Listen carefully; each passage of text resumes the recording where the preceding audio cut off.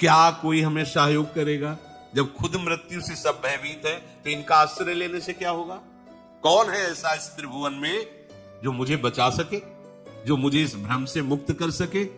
विचार पूर्वक देखो। इसलिए सबका आश्रय, हजारों बार काखा गाघा पढ़कर पीएचडी पढ़ी, फिर मरे, फिर काखा गाघा से शुरू। ऐसी कोई पढ़ाई नहीं है जैसी हरि भजन है। एक बार अगर राम कृष्ण हरि बोला तो अगले जन्म में दूसरे से शुरू होगा, पहले से नहीं होगा। आप जितनी ऊंचाई पर चढ़ जाए, हम तो कहते हैं आगे के लिए रखो ही क्यों, पूरा फाइनल करो इस बार। ये जन्म फाइनल के लिए, और स्वीकृति से होगा, क्रियाओं से नहीं। सत्संग के द्वारा प्रकट हुए विवेक से विचार करके इस असत आचरण में लगे हुए शरीर को सत मार्ग में चलाओ। सत मार्ग से पवित्र हुई बुद्धि से शरीर का राग नष्ट करके स्वरूप में स्थित हो जाओ। चाहे वो सहचरी स्वरूप हो, चाहे गोपी स्वरूप, चाहे जो स्वरूप हो, चाहे आत्म स्वरूप, तभी बात बनेगी। ये आभास रूप अहंकार भ्रम, ये आपके भीतर ऐसा बैठ गया है कि तू आत्मस्वरूप होते हुए, आनंद स्वरूप होते हुए, सुख राशि होते हुए भी सुख के लिए भटक रहा है। श्री भगवान कह रहे, सर्वाणीत्युपधारय, स्वर्गलोक, मृत्युलोक, पाताल लोक, जितने भी लोक लोकांतर है, सब के सब इन दो से हैं, अपरा प्रकृति और ये भगवान का अंश। तुम इस अपरा प्रकृति से अपना संबंध हटाओ। बड़ा कठिन है संबंध, लेकिन समर्पण करने में कोई कठिनता नहीं। इसलिए स्वरूपानुसंधान भक्ति रेव गरीयसी, स्वरूप बोध में सर्वश्रेष्ठ उपाय भक्ति है, भगवान शंकराचार्य जी ने कहा। हमारे पास जो भी प्रकृतिजन्य है उसे हम प्रभु का मान ले, बस बात है। देखो, जैसे जब हम वैराग्य की बात सुनते हैं तो हमारे सामने एक वैराग्य का रूप आता है, फटे पुराने कपड़े या दिगंबर या किसी झोपड़ी में रहने वाला एक लौकी का कमंडल या ऐसा ऐसा। ये बाह्य बात है, ये वैराग्य की बाह्य भूमिका है, इसका कोई आंतरिक फर्क नहीं पड़ने वाला। ध्यान देना, जहां से हमारी स्वीकृति वहां इस पे कोई फर्क पड़ने वाला। मैं त्यागी जीवन हो गया, रुपया नहीं छुआ। मैं किसको लेके बोल रहे हो? देह को लेके बोल रहे हो? अरे भैया, नंगे ही पैदा हुई थी, कोई बड़ी बात नहीं, तुम नंगे रह रहे हो। कितने चराचर सृष्टि में ऐसे जीव है जो केवल जल पी के रहते हैं, कितने ऐसे केवल फल खा के, कितने ऐसे मिट्टी खा के रहते हैं। क्या वो ब्रह्म स्वरूप का अनुभव कर पाए? क्या? वैराग्य का मतलब है राग न रहना। कहां? इस देह में। हम क्या करते? घर छोड़ दिए, कपड़े बदल दिए, लेकिन वो उद्देश्य नहीं बदला। इसी शरीर के लाड़ प्यार दुलार में, इन्हीं इंद्रियों के मांगे हुए विषय भोगों में बस नाना प्रकार की बहानेबाजी हमारे अंदर जागृत हो जाती है। हमें ये करने के लिए धन चाहिए, हमें ये करने के लिए व्यवस्था चाहिए। इसी से तो आप मुक्त होने के लिए निकले थे। अपने को कुछ नहीं करना, अपनी कोई मांग नहीं है, अपने तो केवल प्रभु और उन्हीं के चिंतन में तन्मय। अब वो जो करावे, जैसी स्थिति में रखें, आपकी इच्छा नहीं होनी, आपका संकल्प नहीं होना चाहिए। हम क्या करते हैं कि बाहरी प्रदर्शन को हम वैराग्य मान लेते हैं। तन छाड़े मन गई रहे, दोनों ही दुख होए, बात बनेगी नहीं। तो क्या बाहरी वैराग्य सपोर्ट में नहीं है? क्या है, पर उसका फल उत्पन्न होना चाहिए, आंतरिक वैराग्य। किसी भी भोग की तुम्हें आवश्यकता नहीं है प्यारे, समझ लो। ये आप भ्रमित होकर मन और इंद्रियों में तदात्म करके इंद्रिय जन्य भ्रमात्मक भोगों को स्वीकार कर रहे हैं, इसलिए आपकी दुर्गति हो रही है। आप खुद सुख राशि हैं, आनंद समुद्र है, पानी में मीन प्यासी, वही सुन सुनी आवे हासी। आप आनंद सिंधु के बीच में वास कर रहे हो, आप दुखी हो रहे हैं। कारण ये नहीं है। अब ये ऐसा फसाव है कि आपकी स्वीकृति का फसाव है, इसलिए कोई आशीर्वाद, कोई जादू, कोई चमत्कार इसमें जितने चमत्कार सब प्रकृति के अंतर्गत हैं। इसलिए हमारी श्रद्धा परमात्मा के चरणों में होने चाहिए, प्रकृति के चमत्कार में नहीं। कितना बड़ा चमत्कार उसका है, क्या चमत्कार देखो ना। आप एक मिट्टी का डेला डालो, 1 मिनट में जल में घुल के खत्म हो जाएगा। पूरी पृथ्वी जल के ऊपर तैर रही है, जल के ऊपर। ये कितना चमत्कार है। तुम भजन करके क्या चमत्कार दिखा सकते हो? प्रकृति के कुछ हिस्से में, एक कोने में जरा सा कोई परिवर्तन करके दिखाओ, प्रकृति का परिवर्तन करके दिखाओ, कुछ नहीं, कुछ नहीं। ये भ्रम जो हमें कुछ तपस्या और भजन साधन से दिव्यता की तरफ बढ़ने का अवसर मिलता है, हम लोग यही खर्चा कर देते हैं। हमारी बात सिद्ध हो जाए, 4 लोगों की कामनाएं पूर्ण हो जाए, वाह वाह वाह। कहां हो कहां? आपका लक्ष्य क्या था? पूरा का पूरा स्वप्न त्याग करने का था, जगने का था। ये स्वप्न है जगत एक। उमा कहूं मैं अनुभव अपना, सत हरे भजन जगत सब सपना। जैसे सपने में एक मन के सिवा दूसरी कोई वस्तु व्यक्ति स्थान नहीं होता, पर वही मन रच देता है पूरा संसार। कभी रजोगुणी स्वप्न, कभी तमोगुणी, कभी सतोगुणी। एक मन होता, कोई दूसरा नहीं। ऐसे ही एक आप है, केवल आप। अब आपको जिसमें लेना चाहो ले लो, भक्ति में, ज्ञान में, एक केवल आप हैं। उसी आप ने अपने आप को फैलाकर सारा जगत रूप कर दिया। मुक्त होना चाहते तो समेट लो, समेटे सो आशिक, फैले सो जमाना। कोई चमत्कार, सबसे बड़ा चमत्कार है आप अपने को जान गए कि नहीं जान गए। जान गए तो चमत्कार हो गया, नहीं जान गए तो देह भाव से विचरण करने वाला कोई चमत्कार नहीं होता। भगवान कह रहे हैं आपने इस प्रकृति को अपना मान लिया है, इसी के संग से तुम्हारा जन्म मरण हो रहा है, दुख भोग रहे हो। पीछे अर्जुन जी से कहा था मैं तुम्हें सम्यक ज्ञान का वर्णन करके बताऊंगा, क्योंकि भगवान ही ज्ञान समुद्र है। कहां फंसे हैं हम? किसी देह को लेकर के। कितना बड़ा जंजाल है। जब लोगों से बात करते हैं तब दिखाई देता है कि बिना आधार के समुद्र में फेंक दिए गए। कोई मतलब नहीं है, न मुमुक्षुता है, न भजन है, न भगवत ज्ञान, न भक्ति, न बस केवल इंद्रिय विलासिता। गजब हो गया। कैसी भगवान की प्रचंड माया है। रोज का रोज आयु नष्ट होती जा रही, शरीर जाएगा और ये दूसरी योनि में जाएगा, इसको कोई चिंता नहीं नजर आ रही। ये अपनी श्वास रूपी धरोहर ऐसे व्यर्थ में खर्चा कर रहा है। बड़ा विचित्र भगवान का एक खेल। समझ जाओ, आप लोग तो बड़े भाग्यशाली हैं। देखो ये सत्संग जानते क्या, ये तुम्हें जहर रहित कर रहा है। रोज सत्संग, ये रोज मन को चाटे लग रहे हैं। अगर आप सावधान होकर एकाग्रता पूर्वक सुनेंगे तो इसका फल सीधे भगवत प्राप्ति, सीधे भगवत प्राप्ति। आप एकांतिक साधन करने वाला और सत्संग सुनने वाला दोनों को आप तो अंतर दिखाई देगा। एक में सद्गुणों की भीड़ होगी और एक में अहम का स्फुरण होगा। जो अहम निंदा स्तुति में परिवर्तित हो जाएगा और एक गंभीर शांत और समस्त बचाव पक्ष से युक्त होगा, अपने भजन के बचाव पक्ष से युक्त होगा। भगवान कह रहे तुम इसमें फंस गए। देखो, भोजन पाना प्राणों का पोषण करना है। इसको जिस समय जो पाना है वही पाना है। अगर थाल सामने आ गई हो, आप बिल्कुल कवल तोड़ने वाले हैं और उसको अंदर नहीं जाना, ऐसी परिस्थिति आ जाएगी कि ऐसे छोड़ दोगे, भाग पड़ोगे। वो अगर भोग आपको मिलना है तो आप आंख मूंद के ऐसे बैठ जाओ और जिस घड़ी में आपके मुख से पेट में जाना है वो दूसरा खवा देगा, जबरदस्ती खवा देगा। आप विधान को नहीं जानते हो, इसलिए हाय हाय करके मारे घूम रहे हो। प्रभु के विधान को जान जाओ और उनके भजन में लग जाओ, मस्त हो जाओगे। ये सबको लगता है कि बिना किए कुछ मिल जाएगा। हाँ, पूरी सृष्टि तुमने की है ना, बिना किए ये सब रच गया है। कितने मिनट लगे? इसे कहते हैं निमिष। ये निमिष मात्र में अनंत ब्रह्मांडों का सृजन। जीवन नष्ट किए दे रहे हो विषय प्रपंच में भगवत विमुख होकर के। कह रहे भगवत आश्रित होकर नाम जप करती हुए सारा व्यवहार क्यों नहीं करते? पछताओगे। बहुत हानि की बात है ऐसे समुद्र में फेंक दिए गए जहां कोई आधार नहीं है और तैरना आता नहीं है।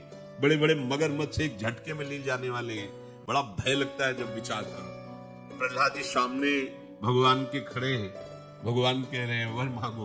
उन्होंने पहले तो यही कहा कि प्रभु हम कोई व्यापारी नहीं है, यहाँ भाई कार्य सिद्धि तो आप हमारे। वो प्रेमी नहीं होता, बस हमें अगर वरदान देना है तो यही दीजिए कि हमारे हृदय में मांगने की कोई इच्छा ही ना हो। मुस्कुरा दे भगवान। फिर प्रहलाद जी कह रहे प्रभु मुझे आपकी इस दुरंत माया से कोई भय नहीं, क्योंकि मैं आपके भक्तों का संग करके, आपका चरणोदक पीकर और आपके नाम के प्रभाव से इस माया से पार, मुझे इसका भय नहीं। पर मैं देख रहा हूं इन प्राणियों को पिसते हुए, प्रभु इनका उद्धार कर दीजिए। नरसिंह भगवान ने कहा कोई चाह ही नहीं रहा अपना उद्धार, तो हम क्या करें? कोई चाहे तो आप किसी को, कोई एक भी नहीं तैयार हुआ वैकुंठनाथ के वैकुंठ धाम जाने के लिए, कोई नहीं तैयार। आखिरी में देखा गांव के बाहर सुकरी थी, उससे कहा कि भगवान, तो कहा ये मिलेगा वहां वैकुंठ? बोले नहीं चलना। जो जहां है वो इतना सुख मान रहा है कि इससे बढ़कर कोई नाली का कीड़ा नाली में अमृत कुंड जैसा अनुभव। ये विचित्र भगवान की आकर्षणमयी माया है। इसी से सब प्राणी को बरबस जन्म लेना पड़ता है, शरीर से प्रीता करने के कारण। किसी भी शरीर से देखो ना, मृग के शरीर से प्यार कर लिया तो शरीर मिल गया मृग का। इसीलिए ना काहो से दोस्ती और ना काहो से बैर, क्योंकि कोई है ही नहीं, एक प्रभु है, बस इसी भाव में रहो। अहम कृष्णस्य जगतः प्रभवः प्रलयस्तथा। सारे जगत में जितनी भी चैतन्यता है, भगवान कह रहे मेरे से है। देखो कैसे भजन अनन्य होता है, जहां कहीं तुम्हें चैतन्यता, अरे प्रभु ये ना, ये वृक्ष बहुत सुंदर कोमल कोमल पत्ते पुष्पों से पल्लवित, भगवान है ना इसके अंदर, इसीलिए ऐसा। ये आदमी बड़ा सुंदर है, बड़ा बुद्धिमान, बड़ा भगवान है ना अंदर, इसलिए भगवान अंतर ज्ञान हो जाए तो अब ये दो कौड़ी बेकार जीवन। सब जगह यही अनन्य भजन करने के लिए बात पकड़ो। केवल माला चलाना अनन्य भजन नहीं है। आप माला चला रहे हैं, अंदर से देह भाव है, कर्ता भोक्ता भाव है, राग द्वेष कर रहे हो, तो भजन करना कठिन, करके बचाना कठिन, बचा के पचाना कठिन। जिसका पच जाता है वही सिद्ध होता है। हम राग द्वेष में भजन खोते रहते हैं। पकड़ो बात, मेरे प्रभु का ही सब कुछ विलास, जहां कुछ दिखाई दे रहा चैतन्य, चीटी चल रही है प्रभु की पावर से, प्रभु है इसलिए चल रही है। प्रभु अंतर ध्यान में खत्म हो जाए। हे अर्जुन, मात्र संपूर्ण जगत में मैं ही स्फुरित हो रहा। पकड़ो बात, पकड़ो। भगवान कह रहे मैं तुम्हें सम्यक ज्ञान प्रदान करूंगा। आपको नहीं दिखाई दे रहा तो मानने में क्या जाता है? गुरुजनों की बात मानी जाती है। सबके गुरुओं के गुरु भगवान कह रहे हैं मैं ही सब रूप, मानो ना। जो गुरु निष्ठा वाले होते हैं उनके लिए भी कहा गया खंड मंडलाकारम व्याप्तमेन चराचरम। अपने गुरुदेव को देखो, कोई भी वस्तु व्यक्ति स्थान खाली नहीं जाना चाहिए, सब में अपने गुरुदेव को देखो। अखंड मंडलाकारम व्याप्तमेन चराचरम तत्पदम दर्शितम मेन तस्मै श्री गुरुवे नमः। इसलिए प्रभु कहते हैं कि ये सारा संसार मैं ही बन करके खेल रहा हूं।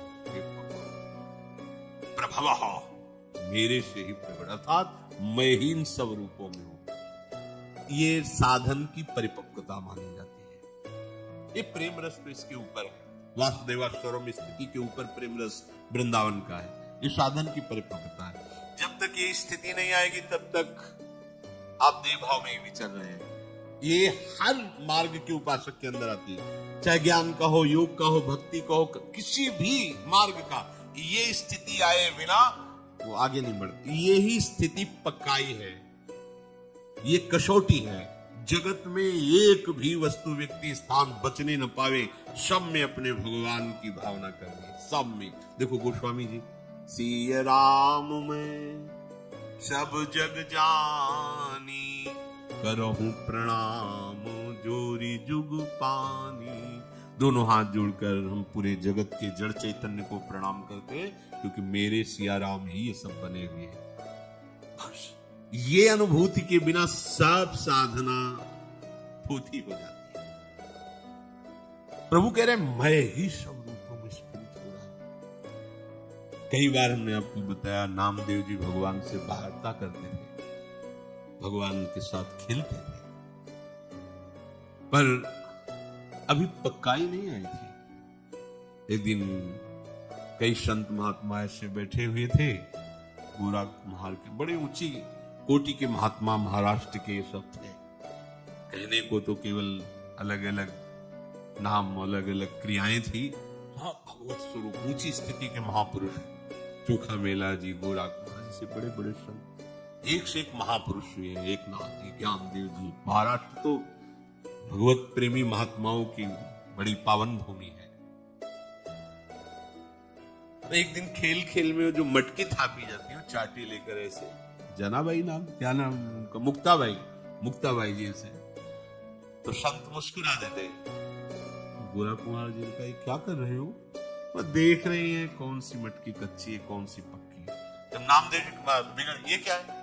ऐसा ऐसा बोले काका ये मटकी कच्ची है। कच्चाई साधुता में क्या है? किसी भी तरह की किसी प्रक्रिया में तुम्हारे हृदय में अशांति नहीं होनी चाहिए, तुम्हारी हृदय की वृत्ति में हलचल नहीं पैदा होना चाहिए, शांत वृत्ति होनी चाहिए। अगर आप कहीं आवेश में आ जाते हैं, क्रोध में आ जाते हैं, प्रक्रिया तो अभी कच्चापन है। अगर सामने अपने प्रभु को देखेंगे तो कुछ नहीं होने वाला, सामने व्यक्ति को देखेंगे तो जरूर गुस्सा आ जाएगा या जरूर राग हो जाएगा। स्तुति में राग हो जाएगा और निंदा में गुस्सा आ जाएगा, द्वेष हो जाएगा। सब संत फंस दिए, बोले हाँ तुमने ठीक कहा कच्चा है। सीधे गए विठ्ठल भगवान के पास और कहा प्रभु, संतों ने कहा कि ऐसा ऐसा कच्चा, तो कच्चा? बोले हाँ कच्चे तो हो। तो प्रभु सबकी सच्चाई और पकाई इसी बात में होती कि आप मिल जाए। जब आप भगवत साक्षात्कार हो गए, आपसे बात कर रहे हैं, तो कचाई क्या है? बोले बिना गुरुदेव की कृपा के बात तुम्हारी समझ में नहीं आएगी। बोले प्रभु हम कहाँ गुरु का चयन करें? बचपन से तो आपके ही सानिध्य में रहे, आप ही हमारे परम गुरु। बोले फिर भी आपको गुरु जाओ, इस जंगल में एक शिव का मंदिर, वहां एक महात्मा पड़ेगा, विशुबा खेचर जी महाराज, वहां भगवान शंकर के वो जो शिव विग्रह लिंग, उस पे पैर रखे हुए और टेहरी में सर रखे हुए सारा। ये गए कि भगवान ने कहा इनको गुरु बनाना है। क्रियाओं से किसी महापुरुष को आप पहचान नहीं सकते, उसकी क्रिया से अनुमान नहीं लगा सकते। आपकी जितनी स्थिति आप उतना ही पहचान पाएंगे। अगर किसी संत को कोई पहचान सकता है तो भगवान या उसी स्थिति का संत, दूसरा नहीं पहचान सकता, क्योंकि अंदर की स्थिति होती है। ना वो बातों से जाना जा सकता है और ना वो क्रियाओं से जाना जा सकता है, क्योंकि वो जितनी भी ये क्रियाएं बातें सब प्राकृतिक है। और वो चिदानंद स्थिति में तो प्राकृतिक आंख वाला, प्राकृतिक वाणी से, प्राकृतिक क्रियाओं से उस अप्राकृत स्थिति को कैसे पहचान सकता है? अब इनकी अपनी स्थिति, उन्होंने कहा आप तो बड़ा गलत कर रहे हैं, शंकर जी के ऊपर पैर रखे, तो ये ऐसा क्यों कर रहे हैं आप?